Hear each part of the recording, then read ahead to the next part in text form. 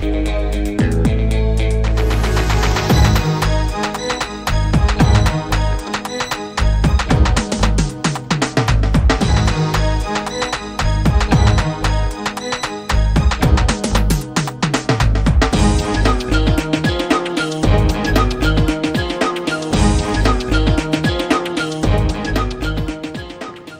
আলাইকুম সুপ্রিয় দর্শক, আইএফআইসি ব্যাংক নিবেদিত এনটিভির নিয়মিত আয়োজন এই সময় অনুষ্ঠানে আমি ক্যাপ্টেন হাসিব হাসান খান আপনাদের সকলকে স্বাগত জানাচ্ছি। সুপ্রিয় দর্শক, মার্কিন যুক্তরাষ্ট্রের প্রেসিডেন্ট ডোনাল্ড ট্রাম্পের বিশেষ আস্থাভাজন দক্ষিণ ও মধ্য এশিয়ার বিশেষ দূত এবং ভারতে মার্কিন রাষ্ট্রের রাষ্ট্রদূত সার্জিও গো বাংলাদেশ সফর করেছেন এবং তিনি আমাদের পররাষ্ট্রমন্ত্রী আমাদের প্রধানমন্ত্রী তারেক রহমান সাথে দেখা করেছেন। এই সমস্ত গুরুত্বপূর্ণ বিষয় নিয়ে আমরা আজকে আলোচনা করবার জন্য আমাদের স্টুডিওতে আমন্ত্রণ জানিয়েছি দুইজন আলোচককে। আমার সাথে রয়েছেন এম হুমায়ুন কবির স্যার, সাবেক রাষ্ট্রদূত। তিনি আমেরিকা, অস্ট্রেলিয়া এবং নেপালের রাষ্ট্রদূত ছিলেন এবং ভারতেও আপনি স্যার হাই কমিশনার ছিলেন। আপনাকে স্যার এনটিভিতে স্বাগতম। ধন্যবাদ। আরও রয়েছেন কর্নেল কাজী শরীফউদ্দিন শরীফ একজন গবেষক, নিরাপত্তা বিশ্লেষক। আপনাকে এনটিভিতে স্বাগতম।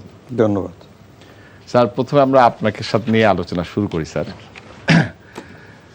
আমাদের ডোনাল্ড ট্রাম্পের যে স্যার অত্যন্ত আস্থাভাজন এবং দক্ষিণ এবং মধ্য এশিয়ার বিশেষ দূত এবং ভারতের সে রাষ্ট্রদূত, উনি স্যার আমাদের দেশে আসলেন এবং আমাদের পররাষ্ট্রমন্ত্রীর সাথে দেখা করলেন এবং রোহিঙ্গা ক্যাম্প ভিজিট করলেন এবং তারেক রহমানের সাথে উনি দেখা করলেন স্যার। এই সময় আমরা দেখলাম যে স্যার তার যেদিন তিনি দেখা করলেন তার ঠিক একদিন আগে ভারতের বাংলাদেশের যে রাষ্ট্রদূত দীনেশ ত্রিবেদী, তিনিও পররাষ্ট্রমন্ত্রীর সাথে দেখা করলেন। এবং আরেকটি ঘটনা যেটা আমরা দেখলাম যে সার্জিও যখন আপনার রোহিঙ্গা ক্যাম্পে যাচ্ছিলেন, ঠিক সেই দিনই সকালবেলায় এই ভারতীয় রাষ্ট্রদূত উনি যে তার হোটেল কক্ষে দেখা করলেন এবং সকালে দেখা করলেন এবং বিকেলে উনি কিন্তু স্যার ভারতে চলে গেলেন। তো এইসব বিষয় নিয়ে নানা রকম প্রশ্ন আসছে স্যার। তো আপনার কাছে আমার প্রশ্ন যে আপনি এই সফরটাকে কিভাবে মূল্যায়ন করেন? ধন্যবাদ আপনাকে স্যার। এটা বড় দেশের সফর এবং যেমনটা বলছিলেন প্রেসিডেন্ট ট্রাম্পের দূত, বিশেষ দূত সেহেতু আমি মনে করি যেটা আমাদের জন্য গুরুত্বপূর্ণ। তার চাইতেও বড় জিনিস হচ্ছে মার্কিন যুক্তরাষ্ট্র এখনকার প্রেক্ষাপটে আমাদের সাথে ঘনিষ্ঠ সম্পর্ক বজায় রাখছে এবং একই সাথে কিন্তু বাইরের পৃথিবীতেও মার্কিন যুক্তরাষ্ট্র চীনের মধ্যে প্রতিদ্বন্দ্বিতা বাড়ছে, চীন ভারত প্রতিদ্বন্দ্বিতা ইতিমধ্যেই বিরাজমান। তো সেই প্রেক্ষাপটে এটা গুরুত্বপূর্ণ, যদিও এটা নিয়ে বাইরে আলোচনা খুব হয়নি, কিন্তু এটা মনে করার যুক্তিসঙ্গত কারণ আছে যে মার্কিন যুক্তরাষ্ট্র বাংলাদেশের সাথে একটা, আমি বলবো যে একটা ইন্ডিপেন্ডেন্ট ট্র্যাজেক্টরির উপরে একটা অর্থনৈতিক সম্পর্ক বাড়াতে চাচ্ছে এবং সেটা প্রেসিডেন্ট ট্রাম্পের এখন ব্যবসা বাণিজ্য নিয়ে ওনার যে অবস্থান তারই একটা প্রতিফলন হিসেবে আমরা দেখতে পাই। যেমন এক সময়তে মার্কিন যুক্তরাষ্ট্রের কাছ থেকে আমরা একমুখী সুবিধা পেতাম, আমরা $7-8 বিলিয়ন রফতানি করতাম, ওরা $1-2 বিলিয়ন আমাদের এখানে রফতানি করত। এখন কিন্তু সেটা পরিবর্তিত হয়েছে। এখন তারা যে শব্দটা ব্যবহার করছে সেটা রেসিপ্রোকাল, অর্থাৎ আমি যতখানি তোমাকে দেব তুমিও আমাকে অতখানি দিতে হবে। তো এর ফলে যেটা হয়েছে যে এই গত ফেব্রুয়ারি মাসে আমরা ART বলা হয়, এগ্রিমেন্ট অন রেসিপ্রোকাল টেরিফ, এটা করলাম। আমাদের মাননীয় প্রধানমন্ত্রী যখন সরকার গঠন করলেন তখন প্রেসিডেন্ট ট্রাম্প তাকে অভিনন্দন জানিয়েছিলেন। ওখানে কিন্তু তিনি যে কটা বিষয় বলেছেন তার মধ্যে গুরুত্বপূর্ণ দুইটা বিষয় ছিল। একটা ছিল যে বাংলাদেশকে তারা কিভাবে দেখে তার একটা ইঙ্গিত ছিল যে ইন্ডো প্যাসিফিক কনটেক্সট থেকে তারা বাংলাদেশের সাথে সম্পর্ক বাড়াতে আগ্রহী, এটা তার উল্লেখ করেছেন। দ্বিতীয় আরেকটা জায়গায় বলেছেন যে ART যেটা হয়েছে, ট্যারিফ এগ্রিমেন্ট যেটা আমরা করেছিলাম, এটা বাস্তবায়নের দিকে যাক, এটা মার্কিন যুক্তরাষ্ট্র প্রত্যাশা করে। তো সেই দিক থেকে যদি আমি দেখি, তাহলে ঢাকায় মার্কিন রাষ্ট্রদূত এটা নিয়ে প্রায়শই কথাবার্তা বলেন, প্রেসিডেন্ট ট্রাম্প এটা নিয়ে বলেছেন। যুক্তিসঙ্গতভাবে আমি এটা মনে করতে পারি যে সার্জিও গোর এসছেন, তিনিও এটার ব্যাপারে মনোযোগী থাকবেন, কারণ এটা ট্রাম্প প্রশাসনের একটা প্রায়োরিটির অংশ। তো কাজে এটা একটা গুরুত্বপূর্ণ বিষয়, এটা নিয়ে আলোচনা হবে। মানুষের আগ্রহ জায়গাটা হলো যে উনি আসলেন, কিন্তু তার ঠিক একদিন আগে যে এই যে ত্রিবেদী যে দেখা করলেন, কারণ ত্রিবেদী তো স্যার আরো 1 মাস আগেই বাংলাদেশে ছিলেন, তো ঠিক একদিন আগে যে পররাষ্ট্রমন্ত্রীর সাথে দেখা করলেন, এবং পররাষ্ট্রমন্ত্রীর যে সাথে যখন দেখা করলেন, তখন কোরাম যেটা আমরা বলি স্যার, যে পররাষ্ট্রমন্ত্রী, প্রতিমন্ত্রী এবং অ্যাডভাইজার সকলে ছিলেন। এটা একটা স্যার মানুষের কাছে আলোচনার বিষয়। আরেকটা হলো যে ত্রিবেদী বাংলাদেশের রাষ্ট্রদূত এবং সার্জিও গো আমেরিকান রাষ্ট্রদূত ভারতে। তো দুজনেই কিন্তু স্যার ভারতে গেলেন, কিন্তু সকালবেলায় এইখানে মিটিংটা করার কি মেসেজ দিলেন স্যার? আচ্ছা, বলছি দুই ভাগে দেখি। যেটা বাজারে শোনা কথা, সেটা হচ্ছে যে আমাদের পররাষ্ট্রমন্ত্রী তার আগে বাইরে ছিলেন, কিন্তু অনেকদিন বিভিন্ন জায়গায় ঘুরছিলেন। তো ওই দিন ওনাকে সময় দিয়েছে। আচ্ছা, হ্যাঁ, এবং এর আগে কিন্তু উনি পরিচয়পত্র পেশ করার পর কিন্তু সেই সুযোগ পাচ্ছিলেন না। যেহেতু পররাষ্ট্রমন্ত্রী ফেরত এসছেন, তো প্রথম দিনের সুযোগে উনি পেয়েছেন। এবং সেখানে যেহেতু ভারতের হাইকমিশনার, এবং আমরা জানি যে আমাদের পররাষ্ট্রমন্ত্রী যেখানে থাকেন সেখানেও ফরেন অ্যাডভাইজারকেও আমরা পাই, তো খুব স্বাভাবিকভাবে এটা ছিল। আর যেহেতু আমাদের state minister for foreign affairs যিনি আছেন, তিনি তো ওখানেই আছেন, তো কাজে 3 জন মিলে বসেছে। আমি এটাতে খুব বেশি, এর বাইরে বেশি কিছু মনে করছি না। হোটেল কক্ষে যে দেখা করার এখন যেটা এই সার্জিও গোরের সাথে ভারতীয় হাইকমিশনের দেখা, এটা নিয়ে বেশ আলোচনা হচ্ছে। দুইভাবে দেখতে পারি। একটা হচ্ছে যে কূটনৈতিক শিষ্টাচার যদি বলেন, এটা শিষ্টাচারের বাইরে যায়নি, কিন্তু আমাদের এখানে এই ঘটনাগুলো বেশি ঘটে না বলে আমাদের কাছে একটু নতুন লাগছে। আমি যখন ওয়াশিংটন অ্যাম্বাসেডর, তখন এখানে মার্কিন যুক্তরাষ্ট্রের যিনি রাষ্ট্রদূত ছিলেন, তিনি ওয়াশিংটন সফর করছেন, তিনি কিন্তু আমার সাথে দেখা করেছেন। এটা পার্ট অফ কার্টেসি, যদি মনে করে, না গেলে কোনো অসুবিধা নাই, কিন্তু পার্ট অফ কার্টেসি যে তুমি আমার দেশের রাষ্ট্রদূত হয়ে আছো, আমি তোমার সাথে গিয়ে দেখা করবো, এটা পার্ট ডিপ্লোম্যাটিক কার্টেসি। তো কাজে এটা কূটনৈতিক শিষ্টাচারের বাইরে নয়। কিন্তু যেই জায়গাটাই গুরুত্বপূর্ণ আমার কাছে মনে হয়, সেটা হলো যে আপনি যদি আজকে এই ভূরাজনীতির প্রেক্ষাপটটা দেখেন, তাহলে চীন ভারত, চীন মার্কিন যুক্তরাষ্ট্র, এই দুই জায়গাতেই কিন্তু ইন্টেন্স কম্পিটিশন আমরা দেখতে পাচ্ছি, এবং আমরা কিন্তু এই ফল্ট লাইনটার উপরেই দাঁড়ানো আছি এখন। আপনার ফিরবো স্যার, আমি একটু নিরাপত্তা বিশ্লেষকের কাছে যেতে চাই। যে আমাদের সার্জিও গো এখান থেকে গেলেন যে রোহিঙ্গা ক্যাম্প দেখতে। আমরা জানি যে রোহিঙ্গা ক্যাম্পের যে অর্থায়ন, যে খরচ, 50% আমেরিকা দেয়। তা আপনার কাছে আমার প্রশ্ন হলো যে এটা তো হিউম্যান একটা যে আমরা তাকে টাকা দিচ্ছি, এর পিছনে কোনো ভূ রাজনীতি আছে কিনা?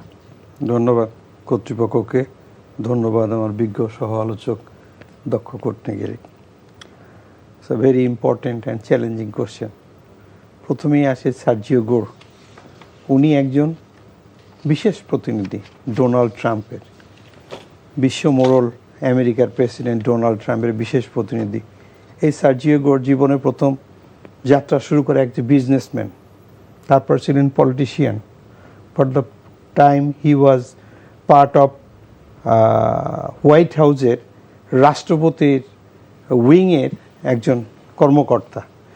সেখান থেকে ডোনাল্ড ট্রাম্পের বিশেষ প্রতিনিধি হিসেবে এই সাবকন্টিনেন্টের দায়িত্বে এসছেন। উনি যখন বিশেষ প্রতিনিধি আমাদের এখানে দায়িত্বে এসছেন, তখন কোনো বিশেষ উদ্দেশ্য নিয়ে এসছেন। এই উদ্দেশ্যেরই কয়েকটা অংশ। একটা হচ্ছে দেশের প্রতি নিজের কৌশলগত ভারসাম্য, ইম্পর্টেন্স গ্রো করা। দেন এই রাখাইন করিডোর তথা কক্সবাজার বা টেকনাফের বর্তমান ভূ পরিস্থিতি কী, সেটা মূল্যায়ন করা। তারপর হচ্ছে আমাদের যে 50% অনুদান তারা দিয়ে থাকেন, যেহেতু তারা অনুদান দিয়ে থাকেন সেখানে তাদের তো একটা গ্রিপ তো থাকবেই। তবে among all most important, sir যেটা স্পষ্ট বলেছিলেন, দিস রুটিন অ্যাক্টিভিটিস। কারণ আমাদের ফেব্রুয়ারি মাসে এই নবনির্বাচিত গভর্নমেন্ট সরকার গঠন করার পর this is the third time America থেকে ঊর্ধ্বতন কর্তৃপক্ষ আমাদের এখানে ভিজিট করলো। যেমন মার্চে এসছিলেন পল কাপুর, মেতে এসছেন ব্লেন্ডার বিচ, আর এবার এসলেন সার্জিও। তা নিশ্চয় আমাদের এখানে এমন কিছু ইম্পর্টেন্ট তথ্য উপাত্ত, আবার সেই এআরটির কথা বলি, এগ্রিমেন্ট অফ রিসিপ্রোকাল ট্রেড, যেটা বাণিজ্য চুক্তি, যেটা আমাদের মাননীয় প্রধানমন্ত্রীকে অভিনন্দনের সময়ে স্মরণ করে দিয়েছেন ডোনাল্ড ট্রাম্প। তা সেইটারই ভূ রাজনীতির অংশ হিসেবে গিয়েছেন উনি যে রোহিঙ্গা ক্যাম্প দেখতে। ইতিমধ্যে আমাদের নতুন গভর্নমেন্ট চীন সফর করেছেন, আবার আমাদের পররাষ্ট্রমন্ত্রী টার্কিতে মস্কোতে গিয়েছেন, টার্কির পররাষ্ট্রমন্ত্রী আমাদের এখানে এসছেন, চায়নার অ্যাম্বাসিডার আমাদের এখানে করিডোর এস্টাবলিশের মতো কাজ শুরু করে দিয়েছেন, এই ধরনের তথ্যপত্র দিয়েছেন। আবার যে আমাদের এখানে ড্রোনের কারখানা হবে, এটা নিয়েও কোন আলোচনা হচ্ছে। আচ্ছা, আমি আবার ফিরবো আপনার কাছে। স্যার, আপনার কাছে আসি একটু। সেটা হলো যে উনি কিন্তু দুইটা মেসেজ দিয়েছেন আমাদের স্যার। একটা হলো যে আমাদের লেভেল 3 ছিলাম আমাদের বাংলাদেশে আমেরিকান ভিজিটারদের জন্য লেভেল 3 ছিল, এটাকে ডাউন করে উনি লেভেল 2-তে নিয়ে আসছে, যে এখন বাংলাদেশের ভিজিটিংয়ের বিষয়টাকে। আরেকটা মেসেজ দিয়েছে যে 25টি আপনার কোম্পানি উইথ 45 ব্যবসায়ী স্যার, তারা এই সপ্তাহের শেষে আসতেছে, এবং উনি বলেছেন যে তারা দেশে এমনি আসতেছে না, তারা বাংলাদেশে বিনিয়োগ করবে। আপনি স্যার এটা কীভাবে মূল্যায়ন করেন স্যার? ধন্যবাদ আবারও আপনাকে। এই এআরটি নিয়ে কিন্তু অনেক আলোচনা সমালোচনা হচ্ছে, জি, এবং আমাদের ফোকাসটা কিন্তু এই রেসিপ্রোকাল ট্যারিফ এগ্রিমেন্ট যেটা হয়েছে তার আমদানি রফতানি এবং ট্যারিফ কত পার্সেন্ট আছে, 19 কি 20, এটা নিয়ে আমরা আলোচনা করছি। কিন্তু আমার কাছে যেটা মনে হয়, এবং এটাতে আমরা বেকায়দায় পড়ে গেছি এরকম একটা ইমপ্রেশন কিন্তু আলোচনায় আছে। জি জি। তো আমি মনে করি, আমার ব্যক্তিগত ধারণা হচ্ছে, ধরেন এটা তো আমরা সই করে ফেলেছি এবং সরকার, বিরোধী দল সকলেই এটা মেনে নিয়েছে, কারণ এটা নিয়ে কোনো আলোচনা তো হয়নি, বিরূপ আলোচনা সরকারিভাবে কোনো উদ্যোগও নাই। কাজে আমি ধরে নিয়েছি সকলে এটা মেনে নিয়েছেন, এবং আমরা এখন অব্লিগেশনে আছি এটা বাস্তবায়ন করার জন্য। মার্কিনেরাও চায়, আমরাও চাই। এখন সেটাকে আমি যখন সই করেছি, মার্কিনরা চিন্তা করছে তার ট্রেড রেসিপ্রোসিটি ইস্যু। এখন আমারও কিন্তু নিজস্ব চিন্তাধারায় আমি আমার জাতীয় স্বার্থের আলোকে চিন্তা করা উচিত। তো সেই জায়গাতেই আমি একটা পজিটিভ ক্লু এখানে পাই। এই যে উনি কথাটা বলেছেন যে আমরা বিনিয়োগে আগ্রহী, এবং মার্কিন যুক্তরাষ্ট্র এবং চীন, এই দুইটা দেশ আছে পৃথিবীতে এখন, তাদের হাতে টাকা আছে, ইচ্ছা করলে বিনিয়োগ করতে পারে। এবং মার্কিন যুক্তরাষ্ট্র আমাদের এখানে বিনিয়োগ তাদের আছে, কিন্তু এমনি তো এককভাবে বড় বিনিয়োগকারী। আমাদেরও ধরেন এই যে এখন আমরা এনার্জি সেক্টরে যে ক্রাইসিসটা ফেস করছি, মার্কিন যুক্তরাষ্ট্র কিন্তু ইতিমধ্যে শেভরন কিন্তু আমাদের ওয়ান অফ দ্য লার্জেস্ট মানে কি অর্ধেকের মতো গ্যাস তোলে একটা কোম্পানি। আমাদের জন্য দেখেন আপনি, অনশোরে আমাদের অপরচুনিটি, গ্যাস খুব খনন করি নেই বহুদিন, অফশোরের কথা যদি বলেন জিরো। তো কাজেই মার্কিন এনার্জি সেক্টরে মার্কিন যুক্তরাষ্ট্র একটা গুরুত্বপূর্ণ ইনভেস্টর হতে পারে। কালকে ওনারা সার্জিও গোর একটা কথা বলেছেন, এগ্রিকালচারের কথা বলেছেন। বাংলাদেশে কিন্তু এগ্রিকালচারও আপনি মার্কিন যুক্তরাষ্ট্র খুব ডিপ লেভেলে কিন্তু কাজ করে ইতিমধ্যেই। That's another area. ICT could be another, আপনার education sector could be another. তো কাজেই এই জায়গাগুলোতে যদি আমি মার্কিন বিনিয়োগটা পাই, তাহলে কি হবে? আমি যে জায়গাটায় মনে করছি যে আমি শুল্কের আওতায় পড়ে গেলাম, ওদের কাছে বেশি জিনিস আমাকে কিনতে হচ্ছে, এটাকে আপনি নিউট্রালাইজ করতে পারেন যদি আমি এখানে বিনিয়োগটা পেয়ে যাই। কারণ বিনিয়োগ পেলে আমার অনেকগুলো লাভ। একটা হচ্ছে আমার এখানে ধরেন একটা বড় বিনিয়োগ, ওরা তো করলে এই যে বড় বড় কোম্পানি এরা বড় ধরনের বিনিয়োগ করে, তো সেটা যদি হয় আমি একটা বিনিয়োগ পাবো, বিনিয়োগের মাল্টিপ্লায়ার এফেক্ট হবে, একটা এমপ্লয়মেন্ট হবে, আমার ইকোনমি বুস্ট আপ হবে, এবং ম্যানেজারিয়াল এবং টেকনোলজিক্যাল যে মানে আপনি বলতে পারেন যে তাদের যে দক্ষতা আছে সেটাও কিন্তু ট্রান্সফার হয়ে আসে। তো আমরা মাল্টিপল বেনিফিটটা পেতে পারবো। এখন প্রশ্ন যে জায়গাটা হচ্ছে যে এই 25 জন বা 45 জন যারাই আসলো, তারা আসাটাই তো বিনিয়োগ না, এসে দেখে খুশি হয়ে গিয়ে প্ল্যান করে তারপরে এসে বিনিয়োগ করবে। এই বিনিয়োগের পরিবেশ তৈরির দায়িত্বটা কিন্তু আমাদের, এবং সেই জায়গা থেকে আমার ধারণা এখন আমাদের অভ্যন্তরীণ অনেক বড় কাজ আমাদের জায়গা। homework করতে আমরা যদি এটা করতে পারি তাহলে এই সুযোগটা আছে, কিন্তু সুযোগ তো অটোমেটিক্যালি ট্রান্সলেটেড হবে না, তার জন্য তো আমাকেও কাজ করতে হবে। এই জায়গাটাতেই আমার ধারণা, এই যে আমরা বলছি যে আমরা বিনিয়োগ চাই, বিনিয়োগ তো বাংলাদেশে আসে না, ইভেন ডোমেস্টিক ইনভেস্টমেন্টও হচ্ছে না প্রাইভেট সেক্টর থেকে।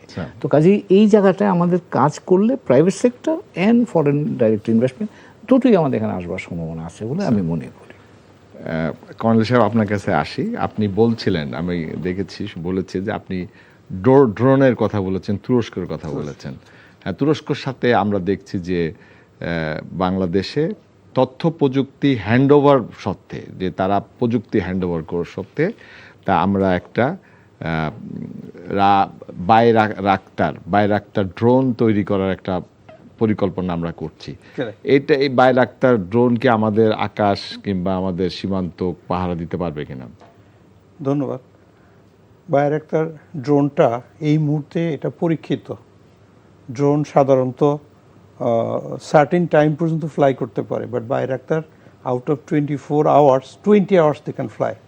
তো 24 ঘন্টা আজকাল ড্রোন হচ্ছে অত্যাধুনিক ক্যাপাবিলিটি, ক্যাপাসিটি এবং আইসিটি সংমিশ্রণে তৈরি হয়, যেটার মাধ্যমে আমাদের সীমান্ত রক্ষীরা আমাদের যে মিয়ানমারের সাথে যে বান্দরবানের ভিতরে গভীর অরণ্যের ভিতরে আমাদের যে বর্ডার ডিমার্কেশনগুলো আছে, এখানে অ্যাকচুয়ালি 24 ঘন্টা ফিজিক্যালি গার্ড দেওয়া it is pretty difficult. Regarding this aspect এই ড্রোন আমাদের অনেক হেল্প করতে পারে। দেন আমাদের নদী পথগুলোতে যেখানে আমাদের সীমানা আছে সেখানে আমাদের ড্রোন দিয়ে আমরা হেল্প করতে পারি।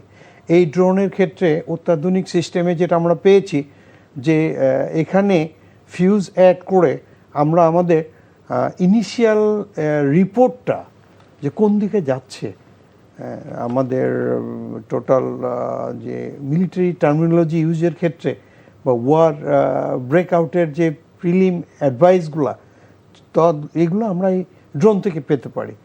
এই জন্য আমাদের জন্য এটা অনেক আশার। এবং এখানে ওরা যা বলছে যে তথ্য দিয়ে দিবে, এটাকে তৈরি করার যে তথ্যটা সেটা তারা দিবে। এটা ইউক্রেনেও তারা এই একই ধরনের কাজ করেছে, এবং সেখানে ইউক্রেনের এর একটা পজিটিভ দেখা যাচ্ছে। এবং এটার জন্য আমরা বাইলেটারাল ইস্যু করতে যাচ্ছিলাম যে আমাদের বগুড়াতে এই ধরনের আমরা একটা ফ্যাক্টরি জয়েন্ট ভেঞ্চারে আমরা স্টাবলিশ করব, কিন্তু এর সব কিছুর মূলেই আছে চার্জেটেবল এআরটি। তাই এআরটিটা যেহেতু আমাদের লিখিত চুক্তির মাধ্যমে হয়েছে, এই এআরটি তৈরির সময়ে আমাদের কিছু পরবর্তীতে আমাদের আলোচনার এ ব্যাপারে হয়নি, বাট যিনি এটা স্বাক্ষর করেছিলেন নিউ ইয়র্কে বসে, আমরা দেখলাম স্যার যে আমেরিকান কোম্পানিরা আসতেছে 25 জন কোম্পানির 45 জন।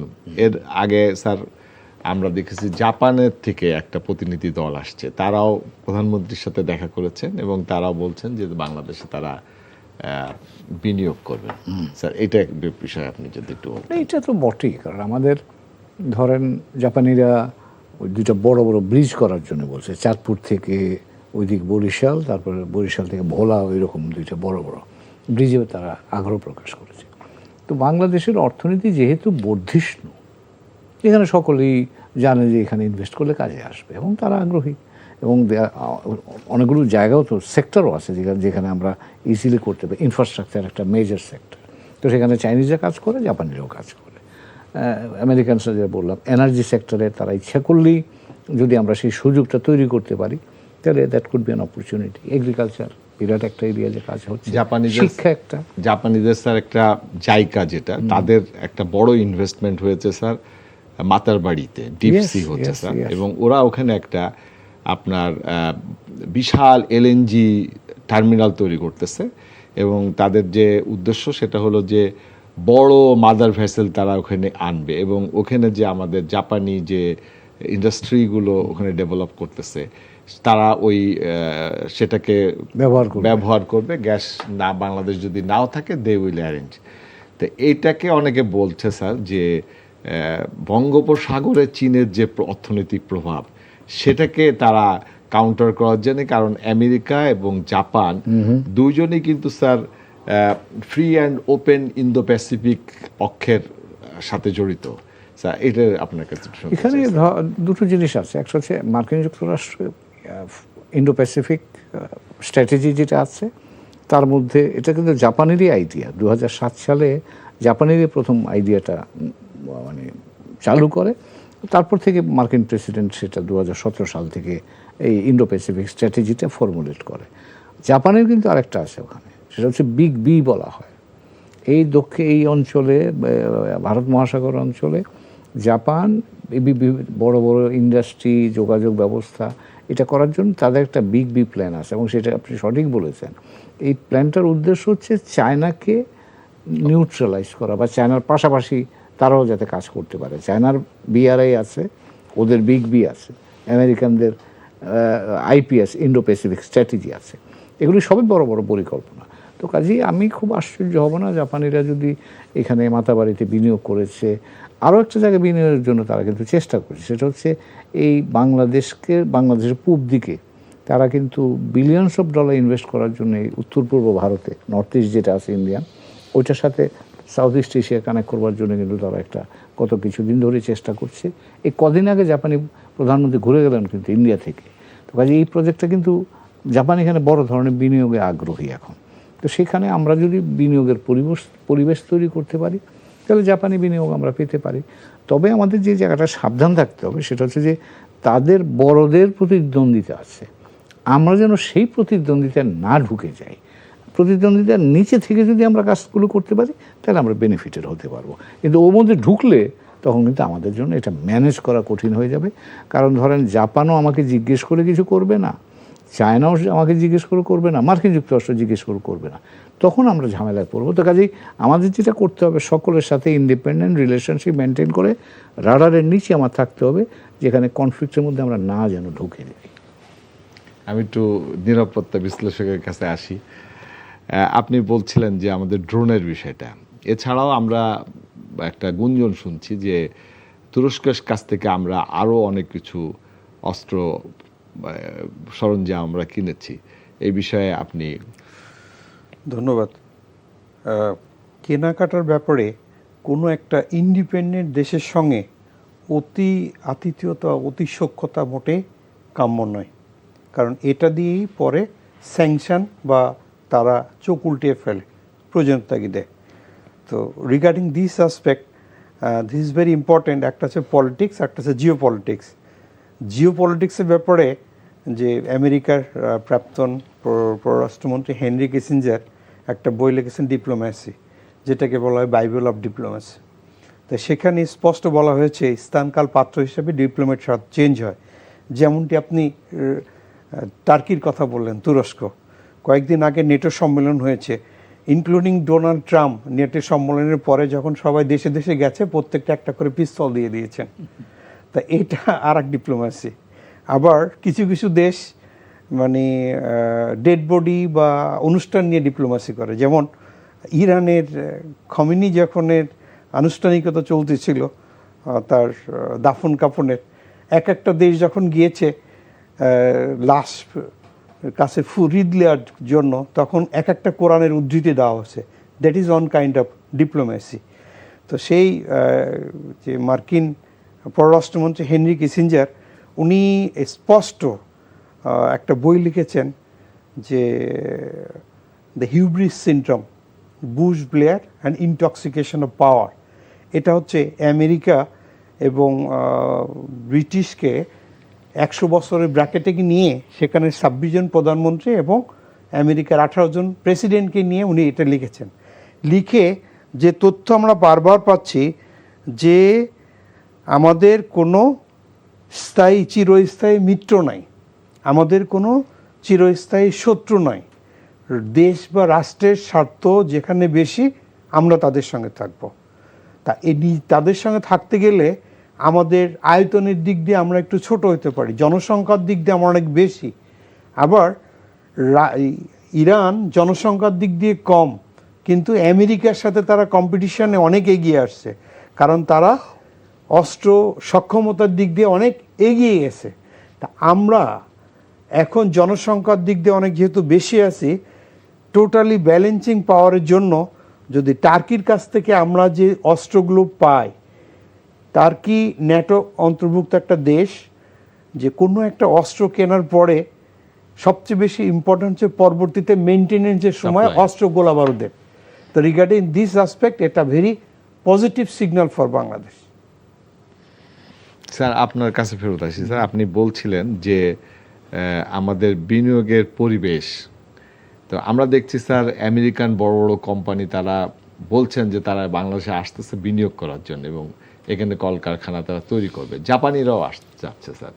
কিন্তু আমাদের তো স্যার যেগুলো আছে এগুলো চালাতে পারছি না, আমাদের গ্যাস নাই। তো এখন এটা কি স্যার এরকমভাবে আমরা মেনে নিতে পারি যে দে নোজ যে বাংলাদেশে গ্যাস আছে, তেল আছে এবং তারাই এই জন্য আসতেছে? না, শুধু তেল গ্যাসের জন্য আসবে না, কিন্তু সাপ্লাইটা তো তাদের তারা সেখানে আমাদেরকে সহায়তা করতে পারে, কারণ ওইটা আমাদের জন্য প্রয়োজনীয়, তাদের জন্য ব্যবসার সুযোগ। তো কাজে এই দুটোর একটা সমন্বয় যদি হয় তাহলে সেটা হতে পারে। এবং আমরা তো সাম্প্রতিককালে আপনার এই এনার্জি সেক্টর ইনভেস্টমেন্টের জন্য পিএসএ, যেটা প্রোডাকশন শেয়ারিং এগ্রিমেন্ট, এগুলো কিন্তু আপডেট করা হয়েছে। তো কাজেই আমি মনে করি যে এখন যে এই আপনার এনার্জির বা এই জ্বালানি নিয়ে যে সংকটে ভুগছি, বাসাবাড়িতে পর্যন্ত এখন গ্যাস নেই, রান্নাবান্না করা যাচ্ছে না। তো সেই ক্ষেত্রে আমাদের জন্য এটা খুব একটা আর্জেন্সি। আজকে আপনারা খবরটা দেখেছেন কিনা, মিয়ানমারের সাথে আমরা মিয়ানমারের কাছ থেকে গ্যাস পাইপলাইনে আনবার জন্য তাদেরকে আজকে অনুরোধ করেছি আমরা।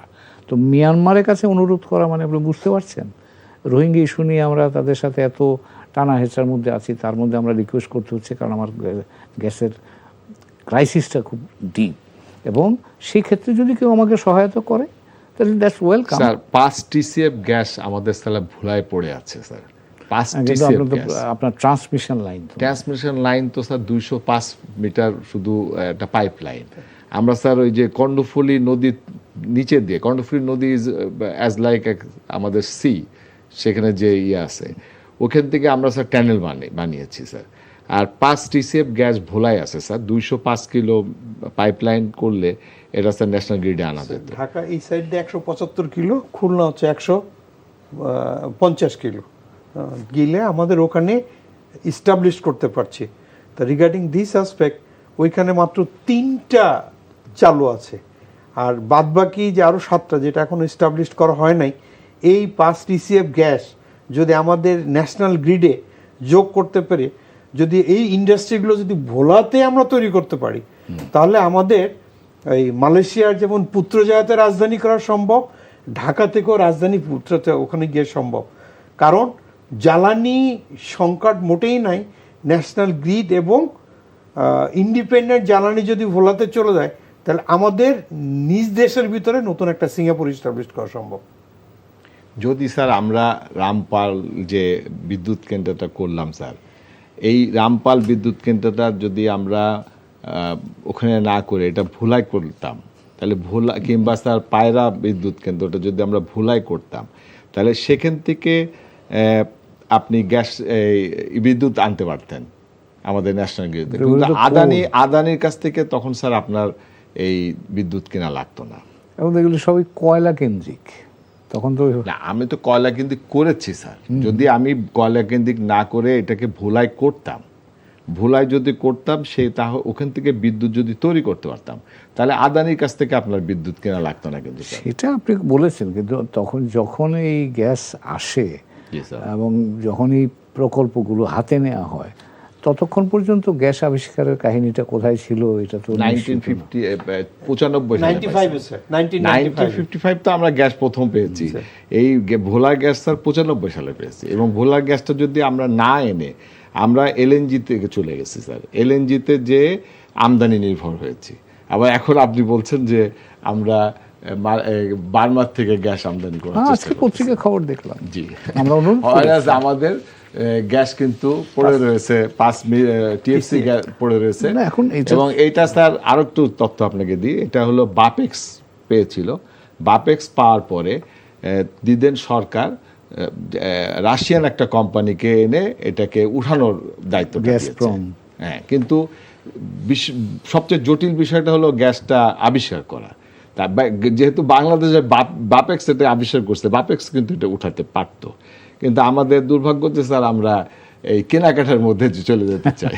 সেটা আবার অন্য বিষয়, কাজে সেটা ধরেন আমরা যেটা আপনি বলছিলেন যে এই সিদ্ধান্তগুলো খানিকটা রাজনৈতিক প্রভাব থাকে, অর্থনৈতিক প্রভাব থাকে। আপনি আর যেটা ইঙ্গিত করছেন যে এখানে একটা বিশেষ গোষ্ঠী থাকে যারা এটাকে ব্যবহার করতে চায়, তো কাজে সেগুলো তো আপনি এটাকে আপনি আপনার সেই বাণিজ্যিক হিসাবের বাইরে রাখতে হবে। কাজে কিন্তু আমাদের একটা এই উপলব্ধিটা এখন হচ্ছে এই জ্বালানি নিয়ে, বিশেষ করে যে আমরা আমাদের অভ্যন্তরীণ কাঠামোটাকে শক্তিশালী করতে হবে। এই এলএনজি আমদানি কেন্দ্রিক যে নীতি, এটা সাস্টেনেবল নয় আমাদের জন্য। কারণ যে আমাদের যে ব্যয় করতে হয় অত পরিমাণ পয়সা আমাদের হাতে নাই। তো কাজে এই আমদানি নির্ভর জ্বালানির পরিবর্তে আমার অভ্যন্তরীণ যে সুযোগটা আছে সেটাকে যথাসম্ভব ব্যবহার আমরা যদি করতে পারি তাহলে সেটা উত্তম। এটা কিন্তু এখন আমার মনে হয় নীতি নির্ধারণের পর্যায়ে যারা আছে তারাও কিন্তু এভাবেই চিন্তা করছেন। কারণ এখন আপনি জ্বালানি আনবেন, ঠিক আছে, এলএনজি পাবেন, কিন্তু প্রাইস তো অনেক বেশি। আমি কি সেটা অ্যাফোর্ড করতে পারি? তো সেই জায়গাগুলোতে আমি মনে করি যে বিনিয়োগের কথা যখন আমরা বলছি তখন জ্বালানি একটা বড় সেক্টর হতে পারে, যেখানে আমরা যদি আমাদের অনশোর অফশোর দুই জায়গাতেই বিনিয়োগটা করা যায় তাহলে তার রিটার্নটা ভালো পাবো। এবং এই জ্বালানিতে হচ্ছে যে কোনো শিল্প, মানে শিল্প উন্নয়নের প্রধান সূত্র। তো কাজে এটা না থাকলে তো আপনি কিছু করতে পারবেন না। তো কাজে এই জায়গাটা আমার ধারণা যে সরকারও নিশ্চয়ই মনোযোগী, এবং এই ইরান যুদ্ধের ফল হিসেবে এখন তো আমরা সকলে ভুক্তভোগী। কাজে এটা আমরা প্রতিদিন আমাদের মনে করিয়ে দিচ্ছে। আপনি বলছিলেন স্যার অন্তর্বর্তীকালীন সরকারের আগে একটা পিএসসি ছিল, সেই সরকারের সময় যে পিএসসি ছিল সেই পিএসসিতে লোকজন স্যার টেন্ডার কিনেছে কিন্তু কেউ সাবমিট কোনো আগ্রহী নেই, কারণ বিদেশিদের জন্য আগ্রহের জায়গাটা তৈরি হয় ছিল না। কিন্তু অন্তর্বর্তীকালীন সরকার যে পিএসসি করেছে তাতে আমেরিকান সবচেয়ে বড় জায়ান্ট কোম্পানি যেরকম এক্সন মোবিল, সেভরন, তারা সবাই এখন এটা কেনার চেষ্টা করছে। এবং তাদের যে মানে কোম্পানিগুলো যেটা আসছে তাতে মনে হচ্ছে যে তারা কনফার্ম যে আমাদের ওখান থেকে প্রচুর পরিমাণ গ্যাস তেল তারা পাবে। আমরা রিসেন্টলি একটা সার্ভেও করেছি, একটা নরওয়েজিয়ান কোম্পানিকে দিয়ে কিন্তু একটা সার্ভেও হয়েছে। এখন সেটা টেকনিক্যাল আমরা বলতে পারবো না, কিন্তু এখানে আমার ধারণা যেহেতু দুই দিকে আমাদের সীমান্তের দুই দিকে গ্যাস অলরেডি এক্সট্রাকশন হচ্ছে, মিয়ানমারে হচ্ছে, ওইদিকে ভারতে হচ্ছে। তো কাজেই সেখানে যুক্তিসঙ্গতভাবেই এই বেল্টে মানে তেল গ্যাস পাওয়ার সুযোগ বেশ উজ্জ্বল বলেই মনে হয়। এখনও এটা আমরা আন্দাজে বলছি, কিন্তু টেকনিক্যাল অ্যানালিসিস হলে তখন বোঝা Sir, if you kindly allow, sir, technical terms, Eurasian deposition and transportation. This is the flow underwater inside the earth. তা এটা যেমন একটা অজগর সাপ, এক জায়গায় যদি মাথা থাকে কোথাও না কোথাও তার লেজ আছে। তা আমরা মিয়ানমার থেকে এক্সট্রাক্ট করছি, ইন্ডিয়া থেকে করছি, তো এটা কিন্তু একটা যে চ্যানেল অ্যান্ড ট্রেইল দিয়ে গিয়েছে, এটা with inside the Bangladesh. So regarding this aspect, সেই ইউরেশিয়ান ডিপোজিশন অ্যান্ড ট্রান্সপোর্টেশনের ভিতর দিয়ে আমরা গেজ করতে পারি যে বাংলাদেশের অভ্যন্তরে গ্যাসের সন্ধান আছে। তো এর জন্য এক্সপার্ট ওপিনিয়ন এবং যারা এটার ব্যাপারে নিঃস্বার্থভাবে আমাদের কাজ করবে তাদের সঙ্গে আমাদের ডিল করা উচিত। না, সে তো বটেই, সে তো বটেই। স্যার কয়েকটা আন্তর্জাতিক সংস্থা আছে, তারা বলছেন যে বাংলাদেশে সমুদ্রের বাইরেই প্রায় 42 টিসিএফ গ্যাস বাংলাদেশে আছে, যে আমাদের এই জায়গাটায়। যেরকম আপনি স্যার যদি দেখেন যে এই ত্রিপুরাতে আপনার 11টা গ্যাস ফিল্টারের আছে, কিন্তু এই ত্রিপুরার যে মানে এটা শুরু হয়েছে, এটা কিন্তু স্যার আমাদের সীতাকুণ্ডুর এখান থেকে শুরু হয়েছে। সীতাকুণ্ডুতে আমরা 69 সালে গ্যাস পেয়েছি এখানে সেমুতংয়ে। তারপরে আমরা আর এখানে কোনো এক্সপোর্ট করি নাই।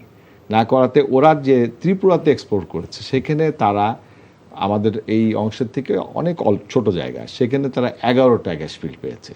তো এখানে স্যার বর্তমান সরকার একটা সিদ্ধান্ত নিয়েছে, এই 5 মাসের সরকার, তারা একটা বড় এই বাজেটে তারা একটা অর্থায়নও করেছে এবং 100টি নতুন কূপ খননের একটা তারা পরিকল্পনা নিয়েছেন এবং তারা বলেছেন যে বাপেক্স করবে এবং বাপেক্স অন্য কোম্পানিদেরকে সহায়তা নিয়ে তারা নিজেরাই এই এই গ্যাসটা আবিষ্কার চেষ্টা করবে। এটা একটা স্যার পজিটিভ না, এটা ইতিবাচক তো বটে এবং এটা ইন্ডিকেট করে যে সরকার এটাকে প্রায়োরিটির মধ্যে নিয়ে আসছে। তো দ্যাটস গুড নিউজ। এবং এর সাথে যদি আমরা বাইরের কোম্পানির সাথে কোলাবোরেট করে অফশোরেও আমরা সেটা করতে পারি, that is all the better. কারণ আমাদের করতেই হবে, কারণ এখন তো আমরা যে জায়গায় আছি সেই জায়গায় তো আমরা রিনিউয়েবলের চেষ্টা করছি, আমরা এখন এলএনজি আনছি, আজকাল দেখলাম যে মিয়ানমার থেকে পাইপলাইনে গ্যাস আনার চিন্তা করছি। তো কাজে অল সোর্সেস আমরা এক্সপ্লোর করার চেষ্টা করছি এখন। কর্নেল শরীফ, আপনার কাছে একটু আসি আমরা আবার নিরাপত্তা নিয়ে। আমরা দেখছি যে আমাদের যে রোহিঙ্গা যে জায়গাটা, তার ওই পাশে যে আপনার আরাকান আর্মিদের যে সমস্যা, এবং আমাদের এখানে প্রায় 10 লক্ষেরও বেশি রোহিঙ্গারা এখানে থাকছে।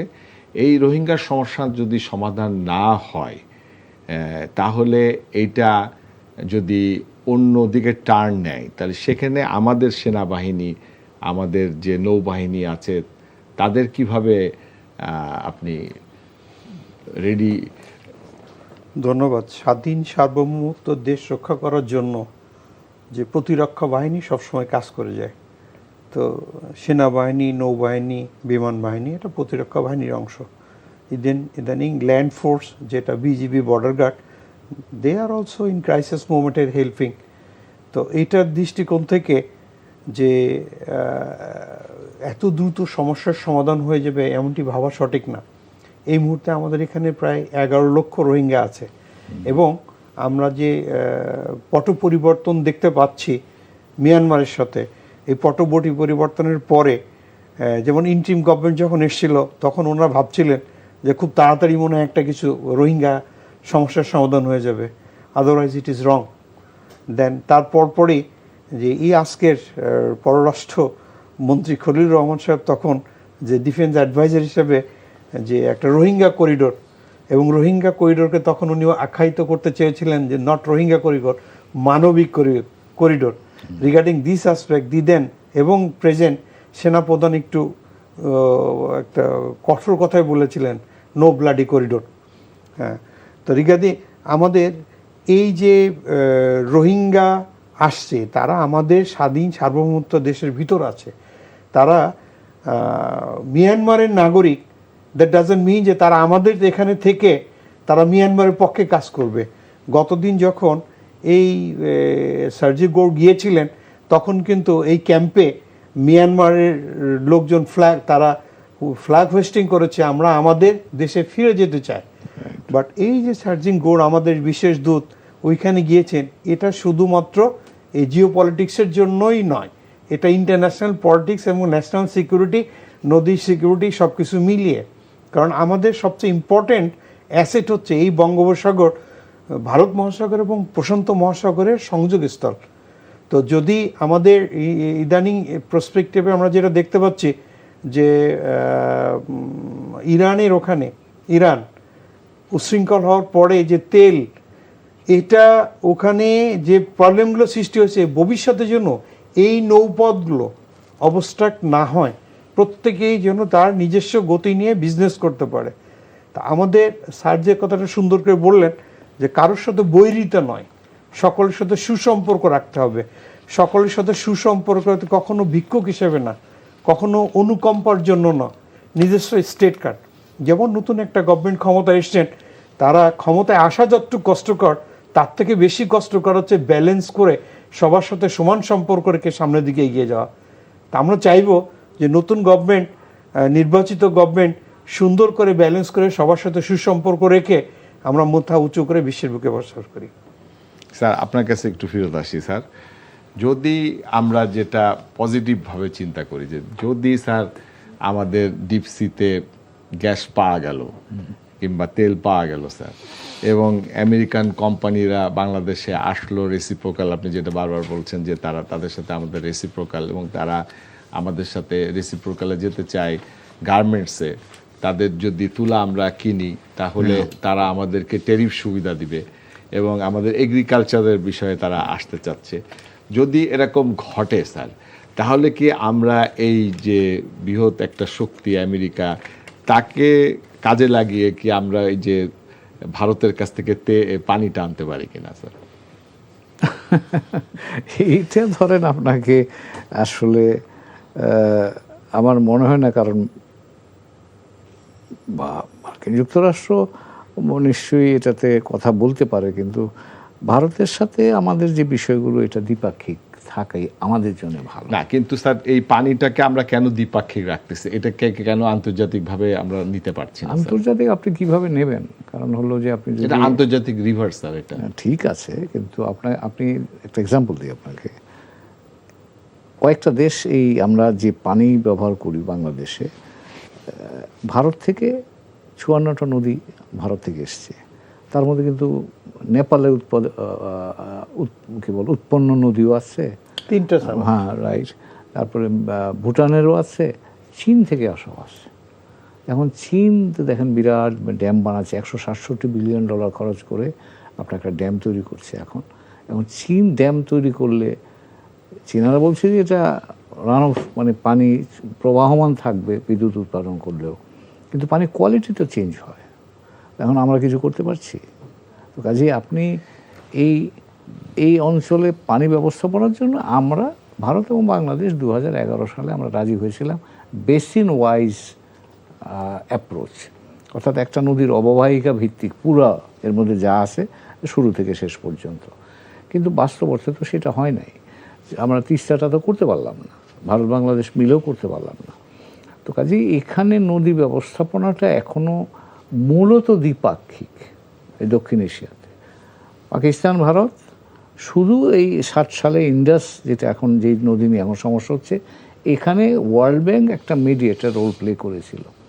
এছাড়া আপনি যত চুক্তি, পানি বণ্টনের চুক্তি, সেটা নেপাল ভারত বলেন, ভারত বাংলাদেশ বলেন, আমরা সব দেশগুলো কিন্তু আমরা দ্বিপাক্ষিকভাবেই আছি। তো কাজেই এটা আন্তর্জাতিকীকরণ হয়েছিল, একবার চেষ্টা হয়েছে 1977 সালে বাংলাদেশ জাতিসংঘে গিয়েছিল কিন্তু এটা নিয়ে, কিন্তু তখন জাতিসংঘ বলেছে যে তোমরা এটা বাইলেটারাল সেটেল করে ফেলো। তো কাজেই আমরা এখন যেগুলো এই নদী ব্যবস্থাপনা আছে, বাইলেটারাল হতে পারে, ট্রাইলেটারাল হতে পারে, বাট এই অঞ্চলের মধ্যে এখানে বাইরের শক্তির খুব বেশি প্রভাব থাকবার সুযোগ আছে বলে মনে করি না, আমার মনে হয় না সেটা। এবং ভারত ধরেন, এখন আপনি আমাকে এই কথা যদি বলে থাকেন, পাকিস্তান মার্কিন যুক্তরাষ্ট্রের সাথে এত ঘনিষ্ঠভাবে কাজ করছে, কই সিন্ধু নদী নিয়ে তো ভারতের সাথে মার্কিন যুক্তরাষ্ট্র কোনো কিছু তো করতে পারছে না। তো কাজে এটা নদী পানি ব্যবস্থাপনাটা বেশ জটিল, এবং এটা আঞ্চলিক, এই অঞ্চল ভিত্তিতে, এবং বিশেষ করে আমাদের দক্ষিণ এশিয়ার জন্যে দৃষ্টান্তটা মূলত দ্বিপাক্ষিক, এবং এর বাইরে আর কোনো অল্টারনেটিভ এখনও আমরা তৈরি করতে আমরা জাতিসংঘে দিতে পারবো না স্যার। না। জাতিসংঘে নিতে গেলেও সেখানে আপনাকে তো বললাম, জাতিসংঘে আমরা একবার গিয়েছিলাম এই গঙ্গার পানি নিয়ে, এবং সেটা জিয়াউর রহমানের আমলেই গিয়েছিলাম। তখন তো স্যার এই যে আমেরিকা, জাপান, তাদের বিনিয়োগ ছিল না বাংলাদেশে। ওরা যদি আসে বিনিয়োগ আছে, বিনিয়োগের জন্য ধরেন এখন আপনি যেটা বললেন, ওনারা এসেছিলেন এবং তারা এই যে এখানে আলোচনা করেছেন, সেখানে কিন্তু একটা জিনিস আলোচনায় নাই, কিন্তু আমার কাছে, আমি আন্দাজ করছি ভারত বাংলাদেশ সম্পর্কটা স্বাভাবিক হোক, এই বিষয়ে তারা আলাপ আলোচনা করে থাকতে পারে।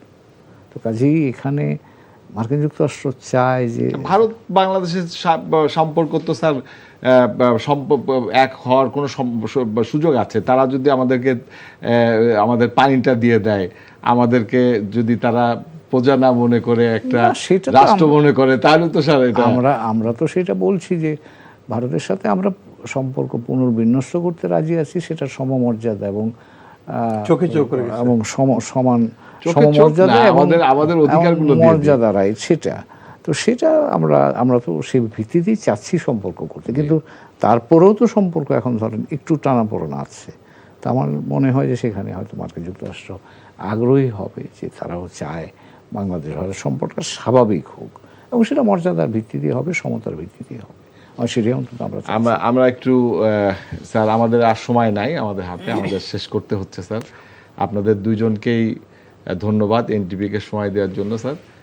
সুপ্রিয় দর্শক, আপনারা এতক্ষণ শুনছিলেন আমাদের দুইজন বিজ্ঞ আলোচকের কাছে যে আমাদের এই ছোট্ট দেশ, আমাদের যে অধিকার রয়েছে সেই অধিকারগুলো আমরা কিভাবে বাস্তবায়ন করতে পারি, এবং আমাদের যে পানির সমস্যা সেই সমস্যাটা কিভাবে আমাদের সমাধান করতে পারি, এইসব নিয়ে আমরা গুরুত্বপূর্ণ কথা শুনলাম। সুপ্রিয় দর্শক, আজকে আমরা এই পর্যন্তই।